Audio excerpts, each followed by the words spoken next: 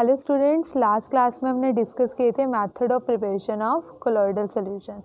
आज की क्लास में हम डिस्कस करने जा रहे हैं प्रॉपर्टीज़ ऑफ कोलॉइडल सॉल्यूशन। ठीक है, तो बच्चों हम one by one properties of colloidal solution को डिस्कस करते हैं। तो सबसे पहले जो फर्स्ट प्रॉपर्टी है बच्चों, वो हमारे पास क्या है? First property is हाइड्रोजीनियस nature. ठीक है, हम कहते हैं कि जो हमारे पास कोलॉइडल सॉल्यूशंस होते हैं they are heterogeneous in nature. देखो बच्चों, इसका मतलब क्या है? जैसा कि हमने पहले जब हमने डिफरेंशिएट किया था ट्रू सॉल्यूशन, कोलॉइडल सॉल्यूशन और सस्पेंशन को, उसमें भी हमने ये स्टडी किया था कि जो कोलॉइडल सॉल्यूशंस होते हैं वो क्या होते हैं? They appears to be homogeneous but in actual they are heterogeneous in nature. ठीक है, एग्जाम्पल हमने कंसीडर किया था कि हमारे पास एक बीकर था जिसमें वाटर है और हमने उसके अंदर एडिशन कर दी है सम ड्रॉप्स ऑफ मिल्क।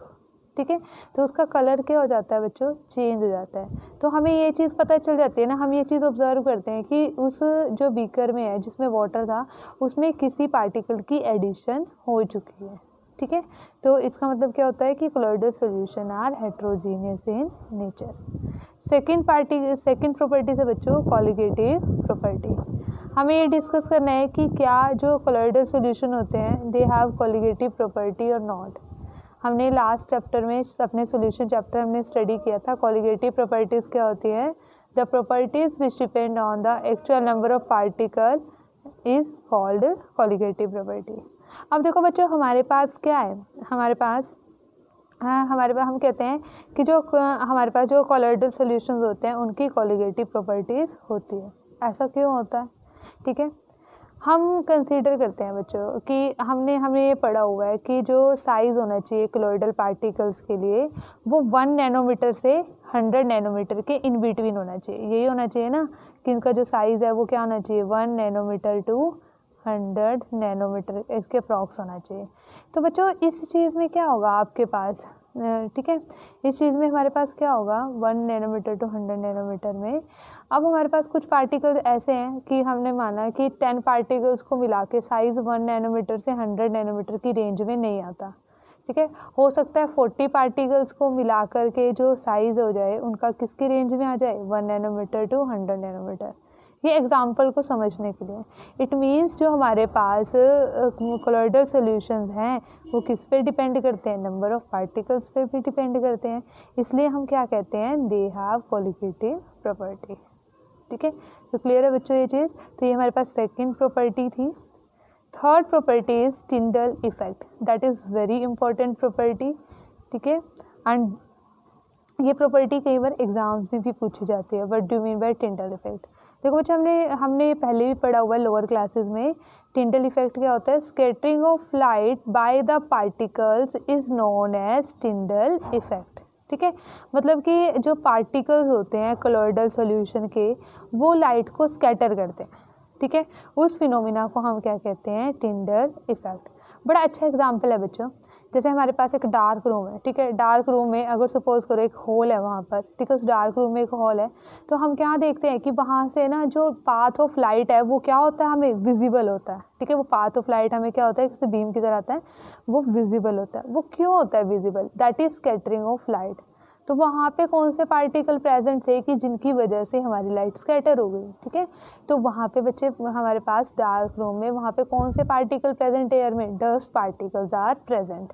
ठीक है, and dust particle when suspended in air behave as a colloidal solution. जैसे हमने पढ़ा है कि smoke is an also an example of colloidal solution.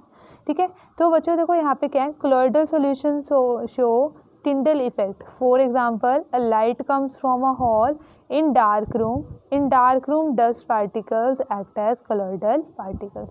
तो इस तरीके से बच्चों हम क्या कहते हैं कि जो स्कैटरिंग ऑफ लाइट होती है by the particle is known as Tyndall effect.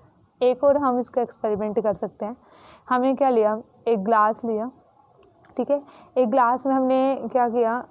हमने शुगर सोल्यूशन ले लिया। ठीक है, वो क्या इसका एग्जाम्पल है बच्चों? वो एग्जाम्पल है ट्रू सोल्यूशन का।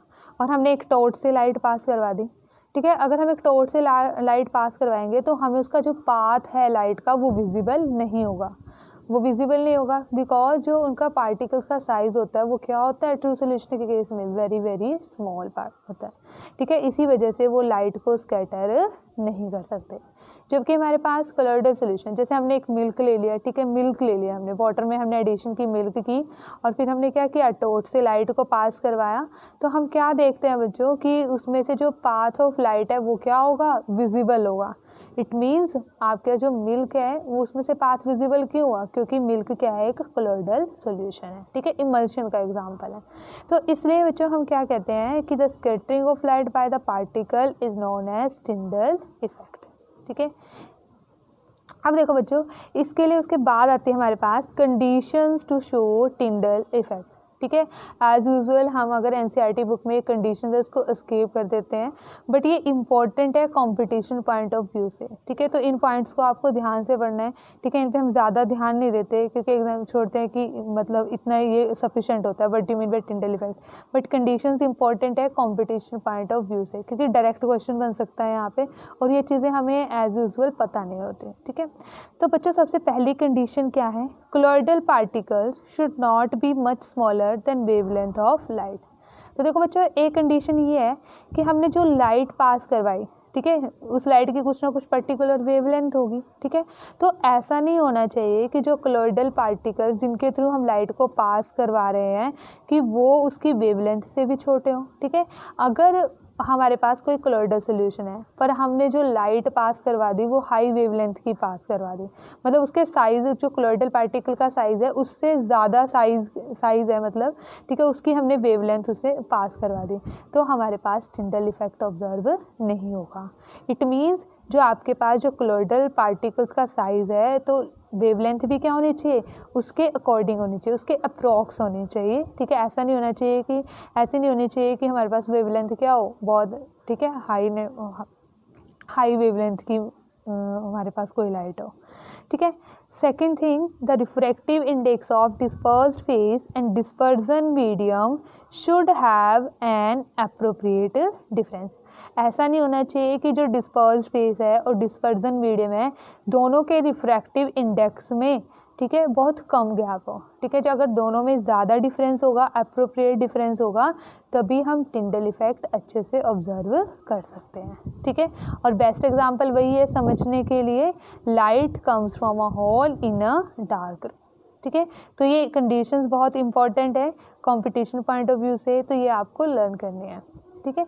तो ये बच्चों थी हमारे पास third property, that is Tyndall effect. उसके बाद हमारे पास फोर्थ प्रॉपर्टी आती है, दैट इज कलर, ठीक है। फोर्थ प्रॉपर्टी क्या है बच्चों हमारे पास, कलर, ठीक है। अब देखो कलर क्या है, colloidal solutions show colour due to scattering of particles, ठीक है। जितने भी colloidal solutions होते हैं बच्चों हमारे पास वो क्या शो करते हैं, कलर शो करते हैं। Why they show colour, due to scattering of light by the colloidal particles, ठीक है। उसके बाद बच्चों, the wavelength of colour emitted depends on the size and nature of colloidal particles. बिल्कुल सही बात है कि जो हमारे पास कहता है कि जो हमारे colloidal पार्टिकल्स होंगे, ठीक है, उनका साइज और उनका नेचर ये डिसाइड करेगा कि कौन से कलर की जो लाइट है वो एमिट आउट हो, ठीक है। अभी एक चीज़ और बताती हूँ, ठीक है, ये छोटे छोटे पॉइंट है बच्चों, ये बहुत ही इंपॉर्टेंट पॉइंट्स हैं, इनको ध्यान से करना है। नेक्स्ट, ये भी बड़ा इंपॉर्टेंट पॉइंट है, the colour observed also depends on the angle made by refracted light and transmitted light, ठीक है। अब देखो बच्चों, कलर ऑब्जर्व मतलब वो एंगल पे कैसे डिपेंड करता है, ठीक है, जो रिफ्रैक्टेड लाइट और ट्रांसमिटेड लाइट बना रही है एंगल, उस पर कैसे डिपेंड करता है। इसका मैं आपको बड़ा जनरल सा एग्जांपल बताती हूँ, ठीक है। अब देखो, जैसे हमारे पास हम आसमान को देखते हैं, ठीक है, स्काई को देखते हैं, ऐसे देखते हैं, तो हमें कैसा ऑब्जर्व होता है बच्चों, वो ब्लू कलर ऑब्जर्व होता है, ठीक है। बट अगर हम सनराइज और eight the time of sunside हम देखें तो हमें वो कैसा अपीयर होता है, रेडिश अपीयर होता है। वाई, ठीक है, during sunset and sunrise the angle is different, but ठीक है, बट जब हम क्या करते हैं वैसे ऊपर करके देखते हैं आकाश में, तो हमारे पास क्या होता है, आसमान में देखते हैं तो 90 डिग्री का एंगल होता है, ठीक है। तो जब भी बच्चों 90 डिग्री पे रिफ्लेक्शन होगी तब हमें हमेशा कौन सा कलर ऑब्जर्व होगा, ब्लू कलर इज ऑब्जर्व्ड। तभी हमें क्या दिखाई देता है, हमें जो स्काई का कलर है वो ब्लू दिखाई देता है। क्या स्काई एक्चुअल में ब्लू होता है? नहीं।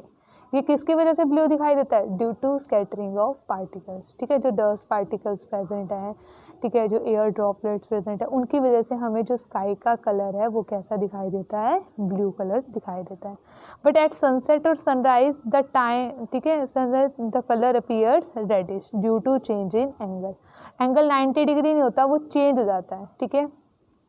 तो इसलिए हम क्या कह सकते हैं कि जो कलर है, no doubt colloidal solution show colour due to scattering of light, ठीक है, बिकॉज उनकी एबिलिटी होती है लाइट को स्कैटर करने की। और वो लाइट को, कौन सी कलर की लाइट को स्कैटर करेंगे वो फर्दर कौन डिसाइड करेगा? एक तो डिसाइड करेगा आपके पास उनका size of colloidal particles, second nature of colloidal particle, and third is angle made by reflected light and transmitted light। यहाँ पे बच्चों यही चीज़ दिखाई गई है। जैसे हमारे पास मिल्क है, ठीक है, ये इंसिडेंट लाइट है, ठीक है, कुछ लाइट क्या होगी, जैसे हम फिजिक्स में पढ़ते हैं ना, ठीक है, कि यहाँ पे इंसिडेंट लाइट होगी, कुछ लाइट क्या हो जाएगी इसमें से ट्रांसमिट हो जाएगी, कुछ क्या हो जाएगी रिफ्लेक्ट हो जाएगी, ठीक है, तो वो एंगल्स बनते हैं। तो ये वही चीज़ दिखाई गई है, ठीक है। अगर हमारे पास जो रिफ्लेक्टेड एंगल और ट्रांसमिटेड है, ठीक है, इनके बीच में अगर एंगल 90 डिग्री होगी, रिफ्लेक्शन एट 90 डिग्री होगी, तो हमें कलर कैसा दिखाई देगा? स्काई का ब्लू कलर विल अपीयर, ठीक है। तो बच्चों ये थी हमारे पास fourth property, that is colour, ठीक है, इंपॉर्टेंट प्रॉपर्टी है। नेक्स्ट प्रॉपर्टी है बच्चों हमारे पास ब्राउनियन मूवमेंट, ठीक है, ब्राउनियन मूवमेंट। देखो ब्राउनियन मूवमेंट इसका नाम क्यों दे दिया था?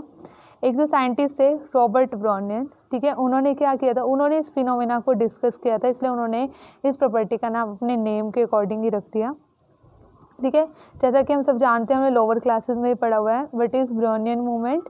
That is zigzag motion of colloidal particle is known as Brownian movement, ठीक है। अब इसमें भी बच्चों हमारे पास फैक्टर्स होते हैं कि जो ब्राउनियन मूवमेंट है उसको कौन से फैक्टर्स पे डिपेंड करता है, ठीक है।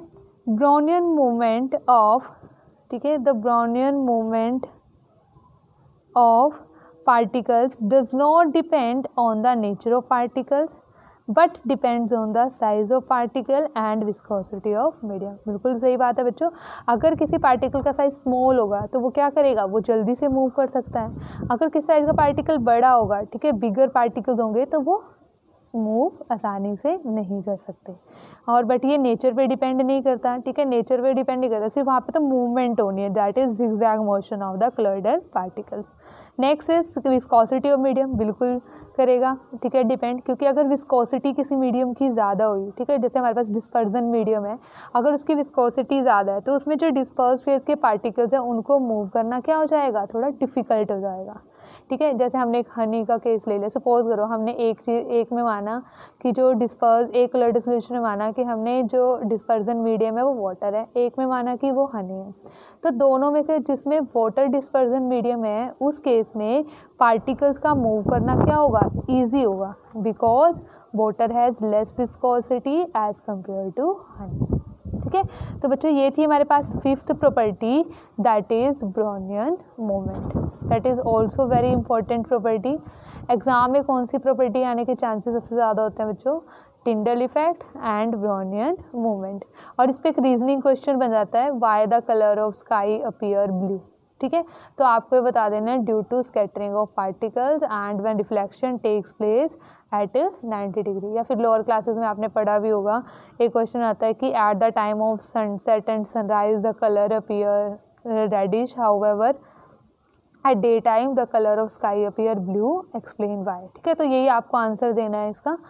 तो इसकी वजह से उसके बाद बच्चों हमारे पास है चार्ज ऑन कलर्स, ठीक है, ये प्रॉपर्टी नहीं है बच्चों।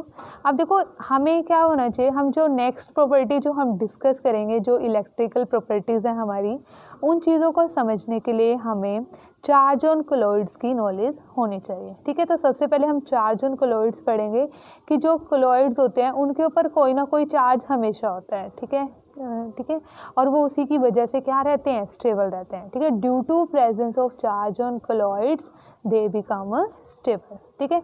अब इस चीज़ में हम ये चीज़ स्टडी करेंगे इस टॉपिक में कि वो कैसे स्टेबल रहते हैं चार्ज के प्रेजेंट होने की वजह से, ठीक है, और उनके ऊपर चार्ज आता कैसे है, ये चीज़ हमें डिस्कस करनी है और फिर उसके बाद हम अपनी नेक्स्ट प्रॉपर्टी को कंटिन्यू करेंगे, ठीक है, इस चार्ज ऑन कॉलॉइड्स को स्टडी करने के बाद। तो देखो बच्चों, हमारे पास चार्ज ऑन कॉलॉइड्स हैं। Colloidal particles in colloid carry some charge which is equal and uniform on all the colloidal particles.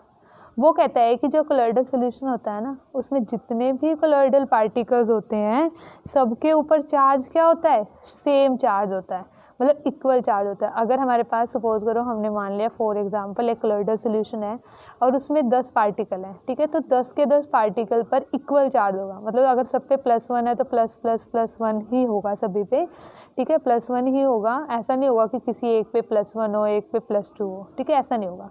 वो इक्वल होता है एंड यूनिफॉर्म होता है on the all the colloidal particles of colloidal solution, ठीक है। ये point I think so आपको clear हो गया होगा। Next is the charge on a colloidal solution is due to preferential adsorption of ions from the solution. बिल्कुल सही बात है। कहते हैं कि जो चार्ज जनरेट होता है ना, वो कैसे होता है, कहते हैं कि किसी आयंस की प्रेफरेंशियल एड्सॉर्प्शन होती है। मतलब सपोज करो हमारे पास सॉल्यूशन में 2 आयन है, तो कोई एक आयन को प्रेफरेंस देंगे, ठीक है। अब क्वेश्चन ये राइज होता है कि किस आयन को हम प्रेफरेंस देंगे और क्यों देंगे, ठीक है। तो इसके लिए हमेशा एक चीज़ याद रखना बच्चों, जो भी डिस्पर्स्ड फेस और डिस्पर्जन मीडियम में कॉमन आयन होगा, ठीक है, जो कॉमन आयन होगा वो क्या होगा, हमेशा वो ही एड्सॉर्ब होगा कॉलॉइडल सॉल्यूशन के ऊपर। तो देखो क्या लिखा हो बच्चों, a colloidal solution will adsorb not absorb, adsorb, ठीक है, एड्सॉर्ब सरफेस फिनोमेना, जो हम एड्सॉर्प्शन हमने स्टडी किया। A colloidal solution will adsorb common ion from the solution and therefore charge will be generated. देखो वो क्या कह रहा है, कहते हैं कॉलॉइडल सॉल्यूशन है ना, हमेशा कॉमन आयन को ही अपने ऊपर एड्सॉर्ब करवाएगा और इसलिए उसके ऊपर क्या हो जाएगा, चार्ज जनरेट हो जाएगा, ठीक है। अब हम एक एग्जाम्पल कंसीडर करते हैं, एग्जाम्पल की हेल्प से हमें ये जल्दी क्लियर होगा कैसे। देखो बच्चों, हमारे पास एक कॉलॉइडल सॉल्यूशन है, ठीक है, कॉलॉइडल सोल है हमारे पास किसका, सिल्वर आयोडाइड का, ठीक है। हमने इसके अंदर एडिशन कर दी एक इलेक्ट्रोलाइट की, दैट इज सिल्वर नाइट्रेट। ये इलेक्ट्रोलाइट है बच्चों, और एक चीज़ हमेशा ध्यान रखना, जो इलेक्ट्रोलाइट होता है वो क्या होता है, ज़्यादा अमाउंट में होता है, ठीक है, हमेशा ये मोर अमाउंट में प्रेजेंट होगा। अब देखो बच्चों, ये पहले से क्या था, सिल्वर आयोडाइड, इसको हमने ऐसे रिप्रेजेंट किया। ये क्या है, सिल्वर नाइट्रेट AgNO3, ठीक है। अब देखो यहाँ पर सिल्वर आयोडाइड में हमारे पास कौन कौन से आयन थे बच्चे, हमारे पास सिल्वर आयोडाइड में आयन थे Ag positive ion, I negative ion. Silver nitrate में Ag positive ion, NO3 negative ion, यही थे ना। अब देखो दोनों में कॉमन आयन क्या हो गए, silver ion are common, Ag positive ion दोनों क्या है, इसमें से कॉमन आयन है, ठीक है। अब देखो ये ज़्यादा अमाउंट में है ना, इसका मतलब क्या है, जो Ag पॉजिटिव आयन है वो हमारे पूरे सॉल्यूशन में क्या है, सबसे ज़्यादा अमाउंट में। तो इसलिए बच्चों AgI का जो कॉलॉइडल सोल है वो अपने ऊपर कौन से पार्टिकल को एड्सॉर्ब कराएगा, Ag पॉजिटिव। ये इसको लिखने का तरीका है, ऐसे लिख दिया हमने AgI/Ag पॉजिटिव। इसका मतलब क्या है, AgI के ऊपर कौन से जो पार्टिकल्स एड्सॉर्ब हुए हैं, Ag पॉजिटिव आयन, ठीक है। यहाँ पे इस तरीके से रिप्रेजेंट किया। देखो क्योंकि ये ज़्यादा अमाउंट में है ना, तो ये तो इसके पूरे सरफेस एरिया को कवर कर सकते हैं, नाइट्रेट आयन थोड़ी ना कर सकते हैं, ठीक है। तो इसके ऊपर कौन सा चार्ज जनरेट हो गया बच्चों, पॉजिटिव चार्ज सॉल्ट। तो इसलिए हम इसको क्या बोलेंगे, positively charge salt will be generated, ठीक है। अब अगर बच्चों हम इसमें यही कंसीडर करें कि सिल्वर आयोडाइड में हमने सिल्वर नाइट्रेट की बजाय हमने क्या ले लिया, पोटाशियम आयोडाइड ले लिया, ठीक है, इलेक्ट्रोलाइट। अब पोटाशियम आयोडाइड क्या है, एक्सेस में प्रेजेंट है, ठीक है। ये फर्स्ट केस है बच्चों, हमारे पास फर्स्ट कंडीशन ऐसी हो सकती है, ठीक है। अब देखो, अब यहाँ पे कौन से आयन्स एक्सेस में है, आयोडाइड आयन। तो यहाँ पे AgI के ऊपर कौन से आयन एड्सॉर्ब हो जाएंगे बच्चों, आयोडाइड आयन। क्योंकि ये नेगेटिवली चार्ज सोल है तो ये क्या बन जाएगा बच्चों, negatively charge sol will be generated, ठीक है। बड़ा इजी सा है ये, जो हमारे पास फर्स्ट केस है, जो हमारे पास फर्स्ट केस है। आई थिंक सो आपको ये चीज़ समझ में आ गई। आपको सिर्फ एक बात याद रखनी है, always common oil will be adsorb on colloidal solution, ठीक है। उसके बाद बच्चों आओ हम नेक्स्ट केस कंसीडर करते हैं। नेक्स्ट केस में किस तरीके की सिचुएशन हो सकती है और हम कैसे ऑब्जर्व करेंगे कि जो वो सॉल है हमारे पास पॉजिटिव चार्ज है या फिर नेगेटिवली चार्ज है। देखो बच्चों फॉर एग्जांपल हमें प्रिपेयर करना है फेरिक हाइड्रोक्साइड का सॉल, ठीक है। We have to prepare sol of ferric hydroxide, ठीक है। हमें फेरिक हाइड्रोक्साइड के सॉल को प्रिपेयर करना है। हमारे पास देखो कैसे कैसे तरीके हैं।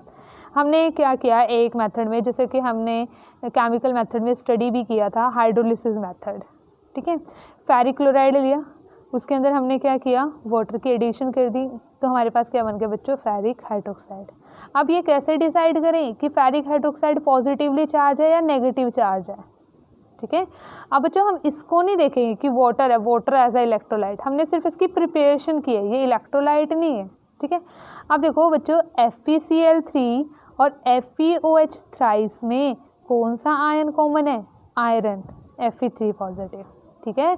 तो ये आयन एक्सेस में होगा, अगर ये आयन एक्सेस में होगा तो बच्चों हमारे पास कौन सा सॉल होगा, ये that is positively charge sol. In ferric chloride and ferric hydroxide common ions are Fe3 positive, therefore charge on sol will be positive, ठीक है। तो बच्चों ये हमारे पास आती है नेक्स्ट सिचुएशन आती है, नेक्स्ट कंडीशन आती है, जो सेकंड टाइप का एग्जांपल है हमारा, कि उसमें किसी भी सोल में हम ये कैसे डिसाइड करते हैं कि किसी भी सोल पर हमारे पास पॉजिटिव चार्ज होगा या नेगेटिव चार्ज होगा। सेकंड केस है बच्चों, हमने यहाँ पे वाटर पास कराने की बजाय हमने क्या पास करवा दिया, NaOH हमने पास करवा दिया, ठीक है। और ये NaOH किस में बच्चे एक्सेस में प्रेजेंट है, वहाँ पे FeCl3 एक्सेस में प्रेजेंट होगा, ठीक है। इस तरीके से करना, उसमें क्या है FeCl3 एक्सेस में है वाटर वाले केस में, और NaOH में यहाँ पे NaOH अगर एक्सेस में हो, ये चीज़ आपको मेंशन होगी, ठीक है। ये क्वेश्चन में मेंशन होगा कि NaOH एक्सेस में लिया है या FeCl3 एक्सेस में लिया। अब देखो बच्चों यहाँ पे बनना तो क्या है फेरिक हाइड्रोक्साइड, ठीक है। बट ये अब कौन से आयन एड्सॉर्ब कराएगा, ये हाइड्रोक्साइड आयन एड्सॉर्ब करवाएगा, OH नेगेटिव, ठीक है। क्योंकि NaOH हमारे पास क्या प्रेजेंट है बच्चों, एक्सेस में प्रेजेंट है, तो इसलिए हमारे पास क्या हो जाएगा, negatively charge sol will be prepared, ठीक है। तो इसके ऊपर कौन सा चार्ज आ जाएगा, नेगेटिवली चार्ज सोल, हम इसे कंसिडर करेंगे, ठीक है। तो ऐसे ये दो तरीके के केस हैं बच्चों हमारे सिलेबस में, ठीक है। और यही चीज़ हमें इसी तरीके से चार्ज जनरेट होता है किसी भी कोलॉइडल सॉल्यूशन पर, ठीक है। और ये क्योंकि ये चार्ज जनरेट हो जाता है उसी की वजह से ये क्या रहते हैं बच्चों, स्टेबल रहते हैं, ठीक है। इन चार्ज की वजह से ये क्या रहेंगे, स्टेबल रहेंगे। अब देखो उसके बाद हम कुछ डिस्टिंक्शन करते हैं, आपको याद कैसे रखना है, क्योंकि इतनी चीज़ें तो हमें याद नहीं रहेंगी ना, ठीक है, ठीक है। पर हमें वो चीज़ आनी चाहिए कि अगर इसकी एडिशन की है तो कौन सा चार्ज जनरेट होगा। याद कैसे रखना है बच्चों, ठीक है। हमने कॉलम बना लिए हैं पॉजिटिव चार्ज सोल और नेगेटिव चार्ज सोल के लिए, ठीक है। याद रखना जितने भी हाइड्रेटेड ऑक्साइड्स होते हैं, हाइड्रेटेड मेटल ऑक्साइड, हाइड्रेटेड का मतलब क्या है बच्चों, जिसमें मॉलिक्यूल्स ऑफ वाटर प्रेजेंट हो अलॉन्ग विद इट्स ऑक्साइड, ठीक है। जैसे Fe2O3.XH2O, Cr2O3.2H2O, ठीक है। तो वो सारे के सारे क्या होते हैं बच्चों, पॉजिटिवली चार्ज सॉल, ठीक है। जितने भी ऑक्साइड्स होंगे, देखो जितने ऑक्साइड्स होंगे, जितने हाइड्रोक्साइड होंगे, वो सारे क्या होंगे, positively charge sol. Human blood haemoglobin, ठीक है, वो भी कैसा होता है, पॉजिटिवली चार्ज सॉल होता है। जबकि नेगेटिव चार्ज सोल में कौन कौन से आते हैं बच्चों, जितने भी मेटल सल्फाइड्स होते हैं, ठीक है, जैसे लाइक आर्सेनिक सल्फाइड, सल्फाइड्स वाले होंगे, या फिर जो हैवी मेटल्स होंगे हमारे पास सिल्वर, गोल्ड, प्लेटिनम, ठीक है, सिल्वर, गोल्ड, प्लेटिनम एक्सेट्रा, इनके सोल्स भी क्या होते हैं बच्चों, नेगेटिवली चार्ज सोल होते हैं। और जैसे हमारे पास सोल होता है स्टार्च, गम, जिलेटिन, ठीक है, इनके सोल्स भी क्या होते हैं, they are negatively charge. Mainly आपको याद रखना है, अगर ऑक्साइड और हाइड्रोक्साइड होंगे तो क्या होगा, पॉजिटिव चार्ज सोल। अगर हमारे पास सल्फाइड होगा, gum, starch, gelatin and sols of heavy metals होंगे तो वो क्या होंगे बच्चों, नेगेटिवली चार्ज सोल, ठीक है। तो ये चीज़ आपको याद रखनी है कि पॉजिटिव चार्ज सोल और नेगेटिव चार्ज सोल्स कौन कौन से होते हैं, ठीक है। तो इन्हीं के बिहाफ पे हमने अभी क्या स्टडी किया, हमने स्टडी किया कि जो कोलॉइडल पार्टिकल्स हैं, कोलॉइडल सोल्स हैं, उनके ऊपर क्या हो जाता है हमारे पास, एक चार्ज जनरेट हो जाता है, ठीक है, चार्ज जनरेट हो जाता है।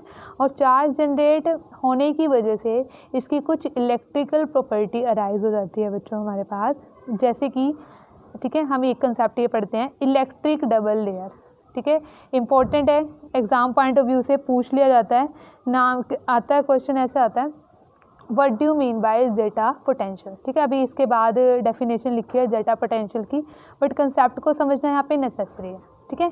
हमने अभी बच्चों ये चीज़ डिस्कस की कि चार्ज जनरेट कैसे होता है किसी भी कोलॉइडल सॉल्व पे, ठीक है, ये तो मुझे आपको बताने की ज़रूरत नहीं है। देखो बच्चों, जैसे सिल्वर आयोडाइड में हमने पोटेशियम आयोडाइड की एडिशन की थी, तो हमने क्या देखा था कि iodide ion will be adsorb on silver iodide because iodide ion are present in excess, ठीक है। तो देखो हमने इस तरीके से बनाया बच्चों, AgI के ऊपर आयोडाइड आयन क्या हो गए हैं, एडजॉर्ब हो गए।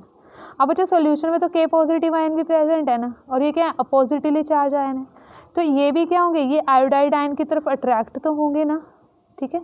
तो इसलिए बच्चों हम क्या कहते हैं, अ double layer will be generated, ठीक है, कि एक तो ये लेयर आयोडाइड आयन की, और फिर इनके जो फोर्स ऑफ अट्रैक्शन में मतलब K पॉजिटिव प्रेजेंट है, एक इनकी लेयर, ठीक है। तो हम इसे क्या बोलते हैं, formation of double layer will takes place, ठीक है।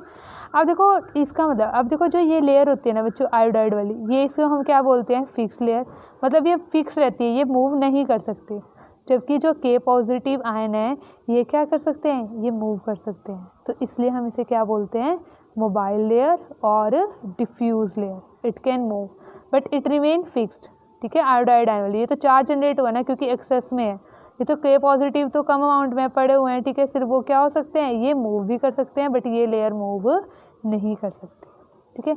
अब देखो बच्चों, हमने देखा कि हमारे पास एक डबल लेयर जनरेट हो गई है, क्योंकि यहाँ पे आपके पास चार्जेस भी क्या है, अपोजिट चार्जेस हैं, ठीक है। तो इन चार्जेस के बीच, इन चार्जेस की वजह से इन लेयर्स के बीच में क्या क्रिएट हो जाता है, एक potential difference will be created, ठीक है, and that potential difference is known as zeta potential, ठीक है। तो यही चीज़ है बच्चों हमारे पास, देखो क्या लिखा हुआ है, when a charge is developed on a colloidal particle it attract the oppositely charge ions from the solvent, ठीक है, जैसे K पॉजिटिव, इसने क्या किया, K पॉजिटिव को अट्रैक्ट कर लिया and forming a layer on its surface, ठीक है। ऐसे बच्चों उसके बाद है हमारे पास zeta potential definition, the potential difference between the fixed layer and diffuse layer formed on a colloidal particle is termed as zeta potential, ठीक है बच्चों। तो ये हमारे पास कंसेप्ट था, how charge will be generated on colloidal solution. Next class में हम कुछ चार्ज से रिलेटेड ही हम क्या करेंगे, इलेक्ट्रिकल प्रॉपर्टीज़ को डिस्कस करेंगे, स्टार्ट करेंगे हम इलेक्ट्रोफोरेसिस से, ठीक है। तो तब तक आप इन टर्म्स को बड़े अच्छे से करना, बड़े इंपॉर्टेंट है ये CBSE पॉइंट ऑफ व्यू से, ये आपके पास सिर्फ डेफिनेशन एज इट इज़ पूछी जाती है, ठीक है, या पूछ लिया जाता है what do you mean by electrical double layer, ठीक है। तो बड़े ध्यान से करना है, थ्योरेटिकल चैप्टर है, बड़ा ईजी चैप्टर है। तो मिलते हैं अब नेक्स्ट क्लास में।